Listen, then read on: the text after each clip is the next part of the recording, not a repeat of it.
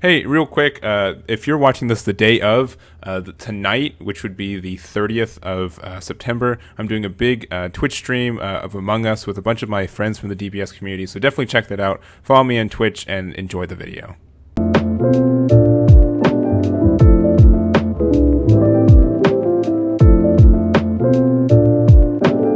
Hey everyone, Egman here with another video, and today we're going to look at the top placing decks from the PPG DBS Premier event that happened this past weekend. This is the largest webcam event that we've had, which with 128 players, so really cool that it went as smoothly as it did. I didn't play in it, but I've got a lot of first-hand experience from people who did play from it, that it went really smoothly, and it's definitely like these webcam events that we've had this past month have definitely changed my view on the validity of said decks and like games and everything. So I think that's cool, and I'm happy to have my opinion changed on that. And also shout outs to PPG for doing this huge list of their top decks. They're just supplying it for me. Normally I have to make the Excel sheet myself, so I really do appreciate all the hard work that George Machado and his team at PPG really puts into not only these events, but giving us the players the recap and everything. So definitely check them out. Check out their YouTube and their Patreon.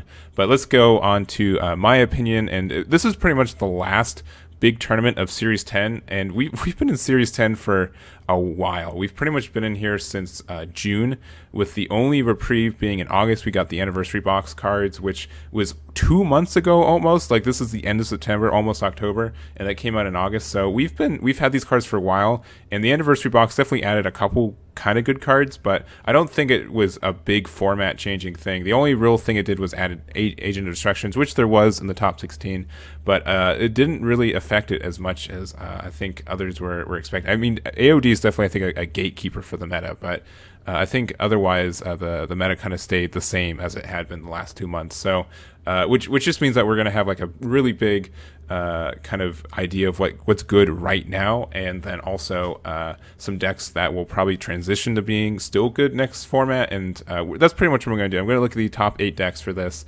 and I'm going to give my opinion on how it's done pretty much throughout the format, and then also what I can expect seeing it coming up in the next format. So hopefully that adds a little bit more to you guys instead of just showing the deck list. But let's jump on into it. So first we've got Brandon's Cell Surge discard. He went undefeated for this event, and you know me, I love undefeated Cell Surge decks.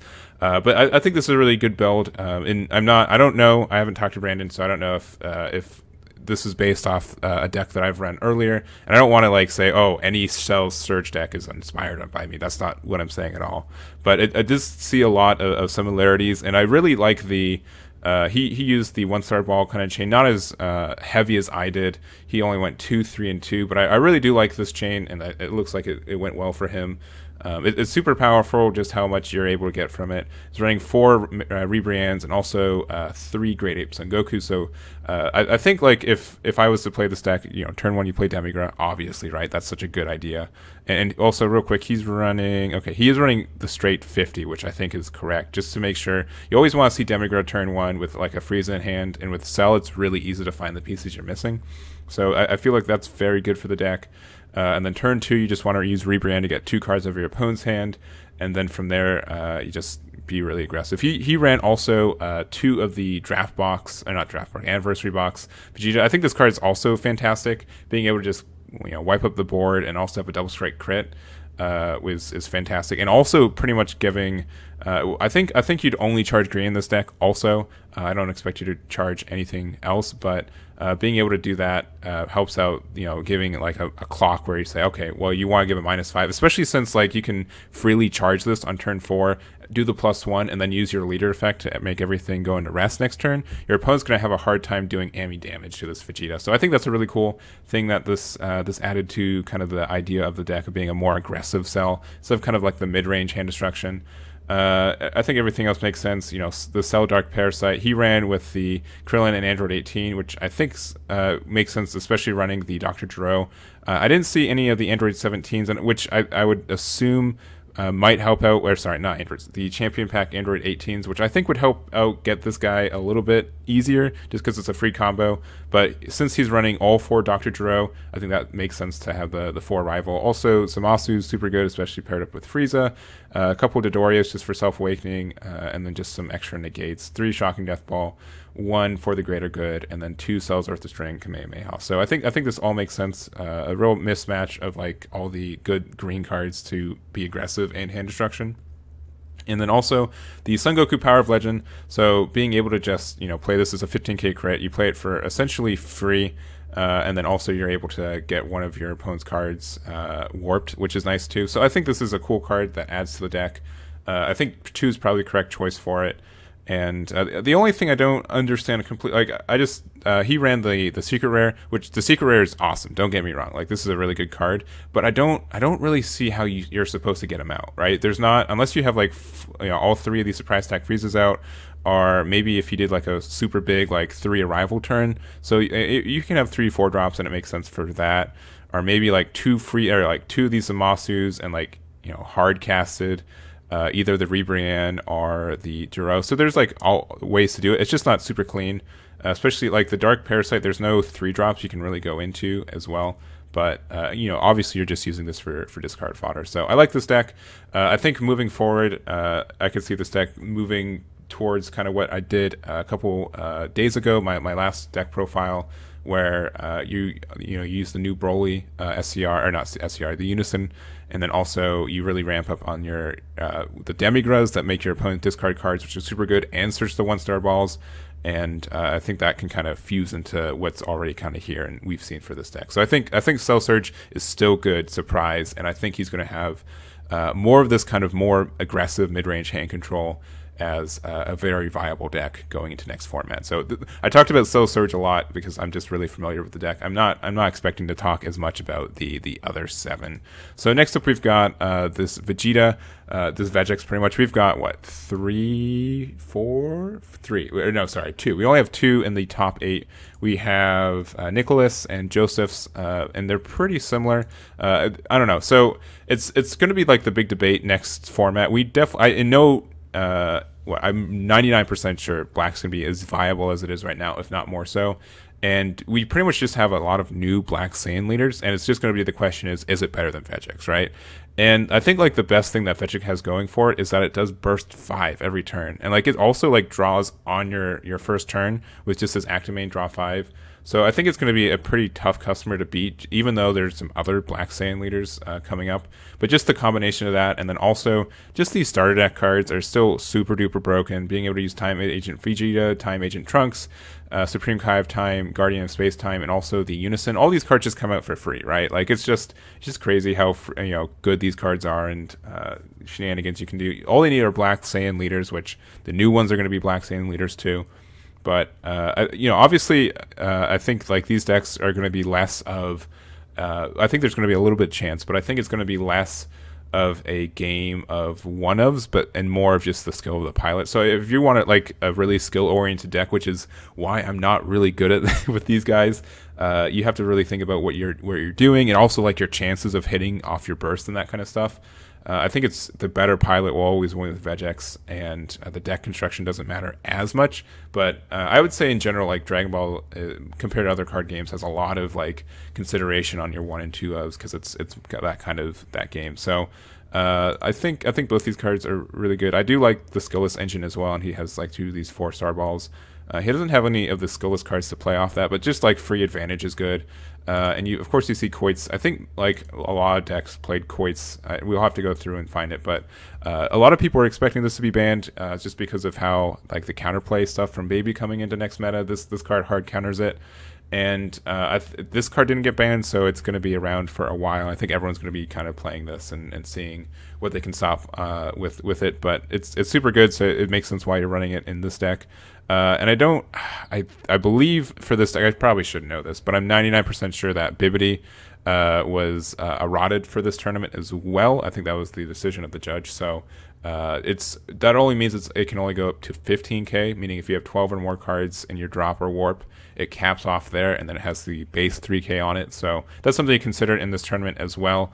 But obviously it didn't neuter the deck, right? And it didn't I feel like this was de facto the strongest card in the deck, which I don't know if that meant it. I like the change. I don't know. You let me know if you guys still like the Bibbidi change after a couple weeks, but I think it was a good idea, especially with all the power that Black's going to be getting next set as well.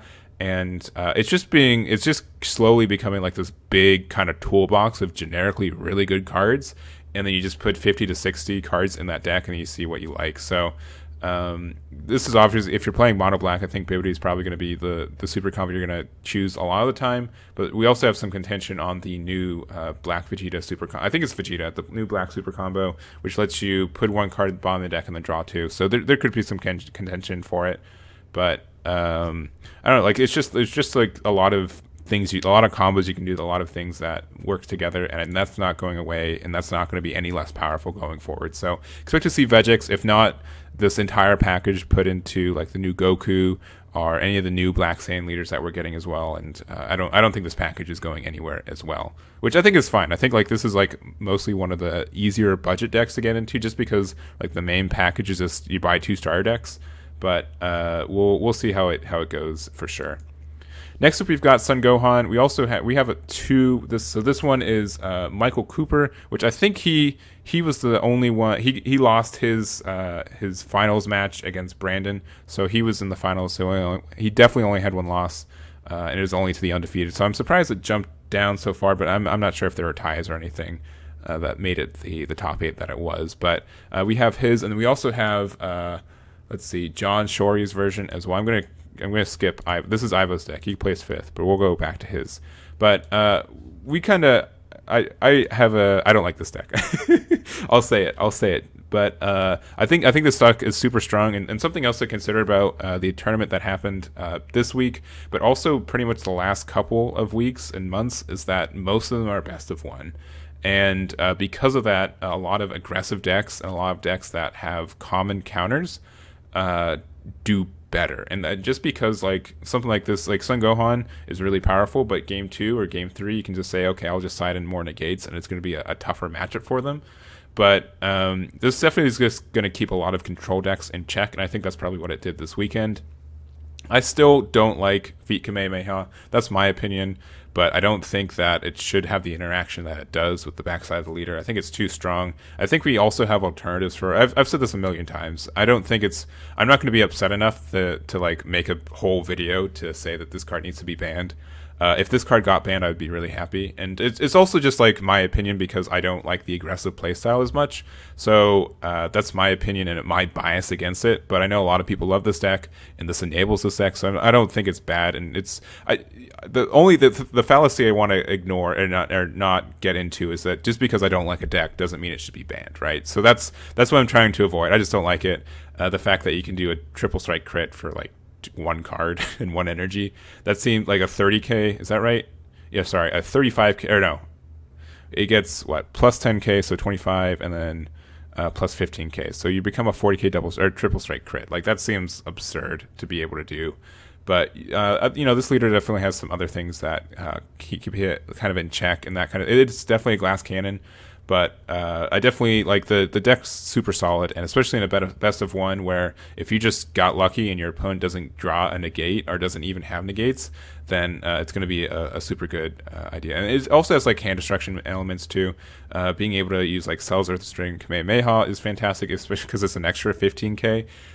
Being able to use your super combos to get rid of cards of their hand, because you're going to draw a lot of cards anyways. Just all the extension you get from like your Overrealm, Beerus being a free card, being able to play Dorm Potential and just make sure that you live another turn is good too. I think this is super strong. And then we also have this version as well, pretty similar in a lot of ways. He ran Yamcha the Cunning, which is, I'd say like this is like a little bit more, what would be the right word for it? Not mid-range. Like, I think this is like just gas, right? You just go in and then you see if you win, right? And then this version, it's a little bit slower, but it does have like a lot of strength. It has like a lot of like mid-range tools, right? Because it has this Urgent Aid Kami, has this Yamcha the Cunning, and also has Koitsu. So it just makes like a lot of sense to be a little bit slower and just kind of like prevent your opponent from setting up, and it pretty much just gives you like another turn to be aggressive in my opinion. So I could see that working out for them as well. And I'm surprised I didn't see there's like the Android 18 that like you can ditch an extra card for more. and both of them are running the Sungohan, which I haven't really seen before. But if your battle card is in battle is green, when you combo, it gets an extra 5k. So this becomes like a 10k. So if you have like your Zarbuto and it's a 15k, and then you just use this, it becomes a 25k double strike. Same thing with the Sidoriya. So I think that makes sense. And also, he ran the Supreme Kai of Time, Guardian of Space Time. So, using this card, you're able to... You have to play it first, but it's just an extra 10k. So it's like a 10k, or it's a flexible 5k in your hand as well. So that has some potential with that. I don't think you can cheat out for free because you need a black sand card. Yeah. I think that's all I have to say with this archetype. I think it's good. I think people are still gonna be able to cheese with it. I don't think there's, actually there's probably some green cards coming out that will, be included in this deck as well, because there's a lot of like aggressive green cards coming out. I don't know if they'd be helpful with like the servant cards, but I think that's definitely a consideration for this deck. And as long as I think this deck definitely does worse in best of 3, but best of 1 is definitely super duper strong, and we'll see. I don't think the meta is going to be fast and like consistent enough to get out this deck and the other meta decks that are going to be popular next set. All right, so we also have Fuzamasu. I think Fuzamasu coming up. Also, shouts to Ivo, super good guy, and I played him in the tournament like 2 weeks before this. We played and he top 16 that one too. So shout outs to him. And I think looking at this is almost we played like a super long game, so this is pretty close to identical from what I think we played. He could let you know better, but Zamasu is just powerful in so many ways. His awaken ability of one, he gets to awaken early, and then he gets to like essentially draw 2 every turn with dual attack, which is absurd. You have to have Zeno Unison consistently found for it, but I think it's easy enough to do that. And he's just super good, and I've already made a deck list for it as well. But and I think it's going to be a lot different than what we see, like this deck that we see now. But I think he can really abuse a lot of the new blue counterplay stuff, especially just using the new 3-drop Unison Trunks Baby, and then having like the 5-drop Golden Ape in hand. I think you can just make it so this is a big 30k double strike dual attack, and then you also have a counter in hand that if your opponent tries to negate it, you just push it through. So it just seems really good. This leader's in no way is going anywhere. As long as Zeno's in the game and can viably be played, this deck's going to be super good. This is probably like going to be one of the best generic blue leaders, especially if you're running a mono blue variant. Of course, in this variant you can kind of cheat a little with some blue yellow stuff, but just this is primarily blue. And I think it's going to probably stay that way for a while. So I think this is going to be like the most powerful mono blue leader still. I don't think that's going to change at all. And I don't think there'll be, I don't know, just check out the deck that I made for it. I think that's like day one, probably the best deck for this leader. And then you just have to make some meta changes going forward. But shouts to Ivo once again for his placing. And we'll go to the last 2 decks. We've got 2 Invoker decks. And I guess the big thing that I'd say about Invoker, if you look, first shoutouts to Esteban Perez and Anthony Quintana for this and their placing. So Invoker's been making a lot of placements in the last couple of weeks. So I don't think this is going anywhere. And if you look at these decks, right, these are essentially set 9 decks, right? There's what's the newest card in here? I don't think there's anything from set 10 in these decks. And it could be, besides Son Goku Rival Seeker, right? This is obviously the boost for it. But besides that card, I don't think, and, we didn't have any in Esteban's, right? I don't think he ran the card. Oh, no, he did. Why is it down here? That's weird. But, but both these decks are pretty much the same as they've been, with just a bit of an extender to get into an earlier turn for their combos. The Secret Rare is, oppressively powerful. And I think we also have like some information from the draft box where we have some multicolor blue, red counterplays as well, so that obviously helps Invoker a lot. I say like the weird thing, and this kind of works a little bit for Cell Surge as well, but not as bad because Cell Surge doesn't do as much green yellow stuff. It's mostly just green for most of its meta decks. But there were no multicolor cards coming out in Series 11. They're all monocolor, no multicolor. So I don't think there's a lot of cards that would be added to these decks coming into the next series. I think you can still, and this is probably like the strongest like consistent deck that we'll have this year. And I don't think there's anything that's really going to make this deck less viable than it is. and I think it's always I think it's going to be around still. So that's what I'm pretty much saying. And if you've seen like an Invoker list, you pretty much just, the big thing I'd say is weird that he only runs one Beerus. I would imagine like he'd run more, and there's also no Topos in this deck, so this is definitely like the maybe like the ballsier version. And both of them are running We Are Universe 7. This isn't something I normally see in Invoker decks, but you can just choose one Universe 7 card in your drop area and add it to your hand, or energy cost of 4 less and add it to your hand. So it's just like extra Rival Seekers, or like Super Saiyan Blue Vegetas. But like I think those are the only two. I guess they can get you super combos too. That, I mean, I guess, right? For one energy, you get another super combo. But comparatively, Anthony, he just ran with one of these, and I'm guessing it's just for an extra copy of either of these two. Yeah, I guess so. That's exactly it. Because you can't. I guess you can add your super combos anyways, because this is Universe 7, right? Yeah. Okay. So I don't know. I don't know why you'd want to run this one over Beerus, but I mean, you get more draw power, and maybe that was his fear that. There's a lot of cards, a lot of hand destruction, like Cell, for example, that I think Invoker kind of struggles against. So maybe just having some super combos that draw could help you. But I think these are just really generically good decks, and once again, they're not going anywhere. But that's the quick recap of the top 8. If you, once again, this link will be in the description, and also check out PPG's YouTube channel. They also did a top down, and a lot of other people did too, obviously. But I think that's going to be it for me. Thank you guys so much for watching, and I'll catch you all next time.